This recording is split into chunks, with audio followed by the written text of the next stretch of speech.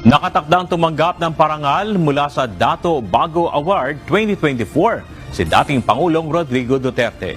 Ito'y dahil sa kanyang natatanging kontribusyon sa paglago at pagunlad ng Davao City. Pararangalan ang dating presidente bilang Dato Bago Awardee ngayong taon na siyang pinaka-prestiyosong parangal na iginagawad ng lokal na pamahalaan ng Davao.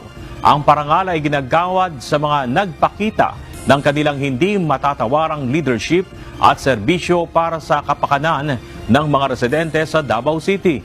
Ilan sa mga sinasabing legasiya ng dating Pangulo sa Davao, ang pagpapatupad ng anti-smoking law, ang pagpapanatili ng peace and order sa lungsod, gayon din ang development ng infrastructure, social welfare at economic expansion sa Davao City.